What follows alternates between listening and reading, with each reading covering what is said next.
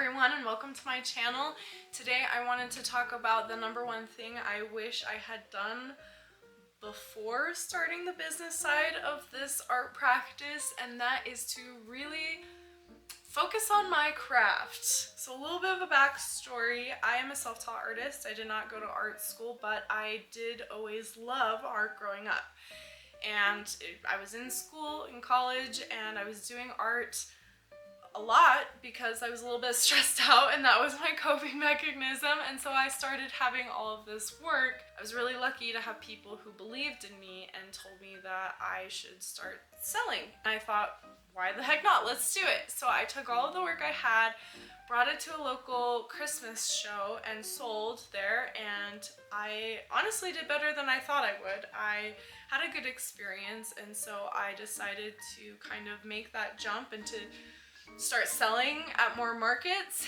And that's when things kind of got hard because looking back, I can realize that my work, although good for the average person, was not competitive in the art world yet. And I was a little bit misguided because I thought I was being a bad businesswoman. I thought if I had better quality prints, or if I packaged things different, or if my booth setup was better, that would sell my artwork. But in reality, it was the work itself that was, I think, the struggle. And again, I don't think it was bad art, it just was not competitive yet. And so these are the three things that I would recommend anyone who is kind of in my position where you love art but you maybe didn't go to art school, but you want to pursue it. These are the three things that I would recommend that you do before trying the business side, because it will really, I think, be a lot more efficient and a better investment and more worth your time. The first thing I recommend you do is to really learn the fundamentals. So learning how to draw is huge. In order to be a good painter, you actually have to first be a good drawer, especially if you want to go into like figurative or portraiture.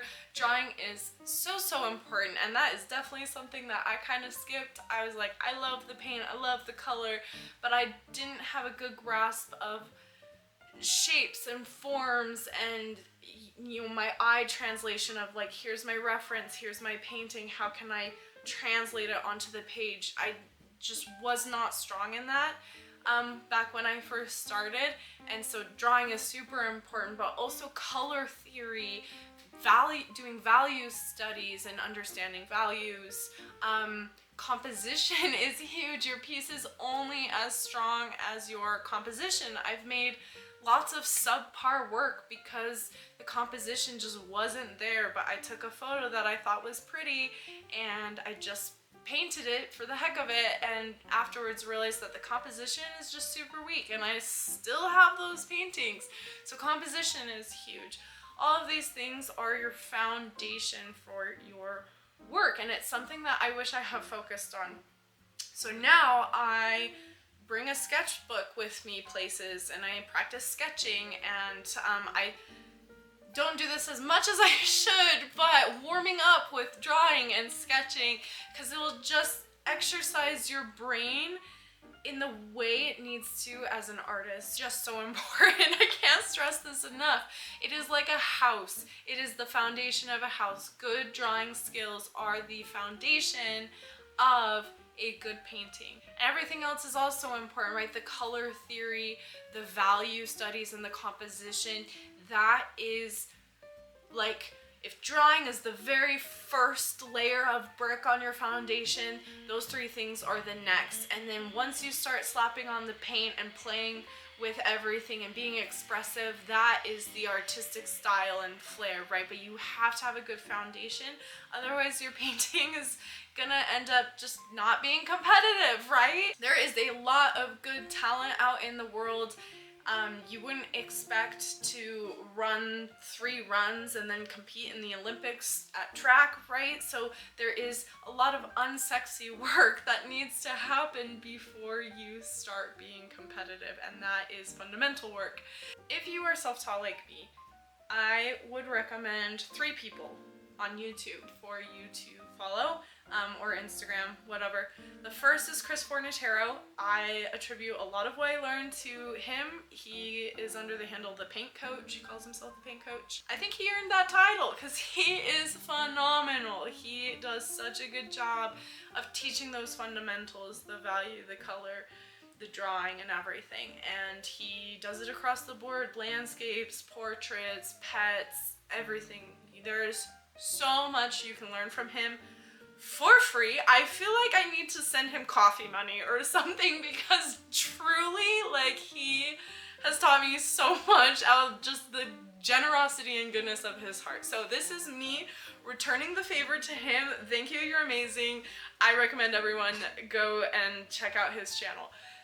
Two other people that I really recommend is Chelsea Lang and Ken Goshen. Ken Goshen is great for learning color theory and color mixing, as well as drawing techniques. Like, he is fantastic. And then Chelsea Lang, I feel like, is a little bit of a step up. She does a lot of how to paint like Sargent, getting this like classical feel in your work, and I think she's a joy to listen to. So those are three people I would highly recommend you check out if you need some resources on how to develop those fundamentals. Second thing that I would super recommend for everyone is to take a workshop.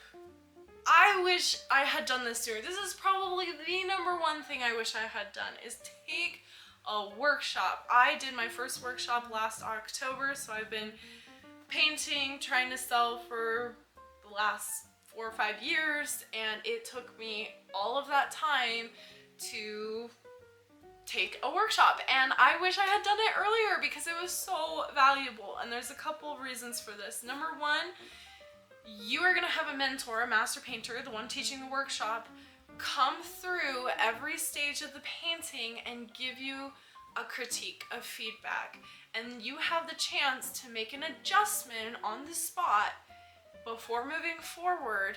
You are going to end up with probably a really powerful piece, right? Probably like your best work yet, because you have someone kind of guiding you through the process. And the best people at workshops don't just grab your brush and do it for you, but they'll say, oh, do you see how the drawing isn't quite right here? Or do you see how this value isn't quite meshing or jiving with the rest of the painting? You know, push it lighter, push it darker. Let's nudge that line in. Pay attention to this shape, etc. And you then do it yourself, and you learn so much in that moment. I was actually in a workshop last week, which is why this video is coming out late, because it was a very last minute thing. There was an opening with one of my favorite artists. I popped in.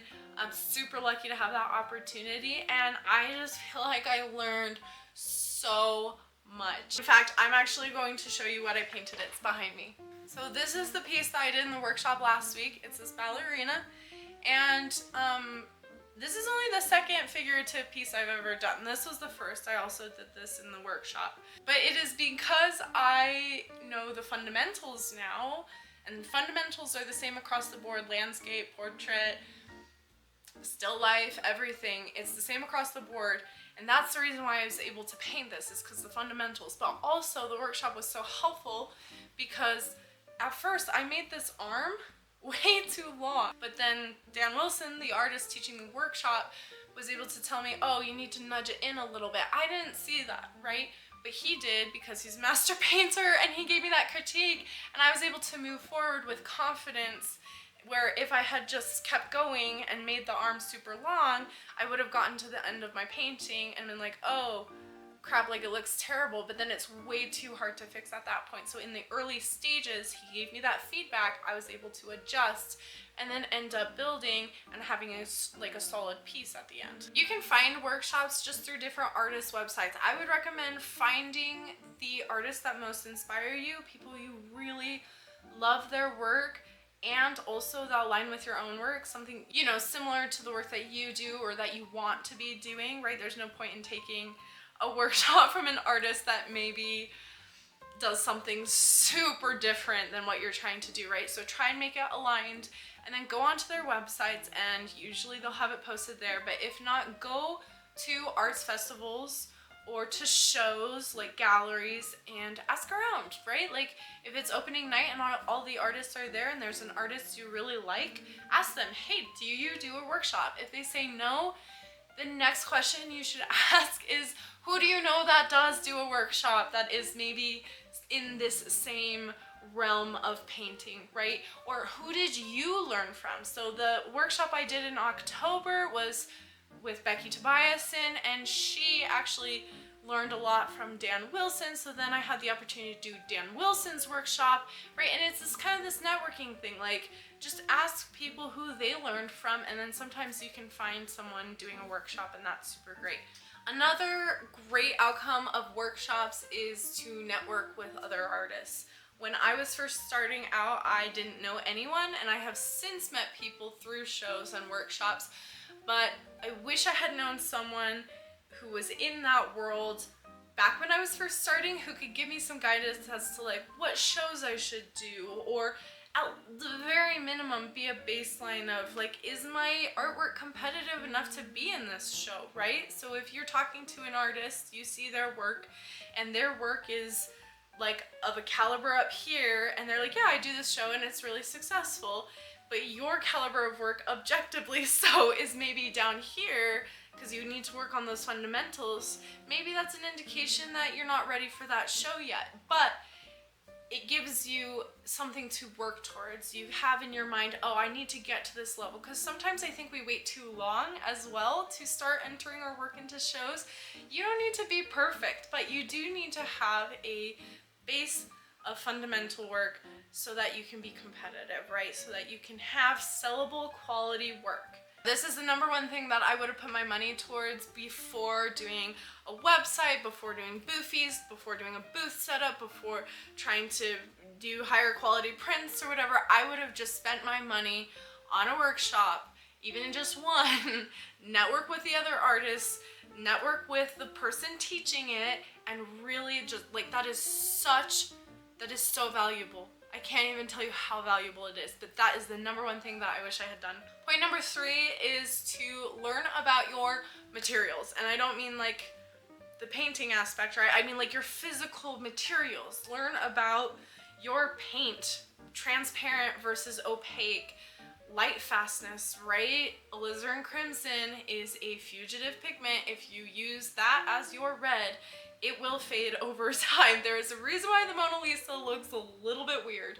It's because the alizarin crimson has faded over time. It gives her a very yellow skin tone. So learn about your pigments, how they work, how they mix. Like another example, when I do kind of more tonalist pieces and I want this like really big glowing effect, my palette for this was 100% transparent pigments. There was, the only thing opaque I think was titanium white that I used up here for this guy, and it was very, very thin. But you have to understand how your pigments work, how they behave on like a physical chemical level in order to start understanding that and knowing what to do for different effects. But it's not just about pigments, right? Know how to varnish, know the different types of varnish. Some varnish is 6+ months. Some varnish you can varnish as soon as your painting is dry. Understand, you really need to understand that. You need to understand when your painting is dry enough to varnish. You need to understand your surface materials and how they behave. If I'm painting on ABS, it's kind of like a sanded plastic sheet. That I really love for portraiture. It behaves differently than if I was on a gessoed surface like canvas or even board, right? Canvas, you're gonna have to use so much more paint. ABS, you use just a little bit of paint. Like, these are material differences that are really helpful to understand. Stretcher bars, making sure you're getting quality stretcher bars, quality canvas, quality boards. It doesn't have to be the best stuff, but when I first started out, I would go to the thrift store and buy whatever canvases were there already painted on, gesso over them, and then paint on top of them. And I think that was fine for the time being because I was selling at really low level markets with a really low price point. But now that I'm doing better work, I really want my work to be archival. I want it to last a long time because I want to do good by my collectors. I want them to feel confident that what they're buying is something that they're going to have for a long time. It is an investment. These are not cheap things. And so make sure you're putting the time into knowing your materials so that it will last a long time, so that you're producing something quality. And also the painting process too, right? If you are painting really oily first and then putting spirits over it, you are gonna have cracking. That is not an archival piece right there. So make sure you understand how to use your mineral spirits in lean layers and build with fattier layers with more oils so that you don't have these breakdown issues. So learn your materials. Learn your materials. I cannot stress this enough. You need to learn your materials. This goes for framing too. Don't do super cheap plastic frames for a $1,000 painting. Invest in real nice frames. Find a framer near you. I have a framer near me, so if you live in Utah, I have a recommendation. But find someone who does good quality framing for a decent price, and even if it's not elaborate, make sure it's good quality, right? You don't need the most elaborate frame, though sometimes that helps with sales, but you do need a quality frame that is going to match the quality of your painting, right? And this is if you want to really start taking it seriously and go and sell at shows where you're trying to sell $1,000, $2,000, $5,000 painting. I was going to talk about how to know when you are ready to start the business side of things. You've done the fundamentals, you've done the workshops, you know your materials on a scientific level. How do you know when you're ready to start selling? That is so much information, but I think is so important as well. So hit that subscribe button, and we're gonna talk about that next time.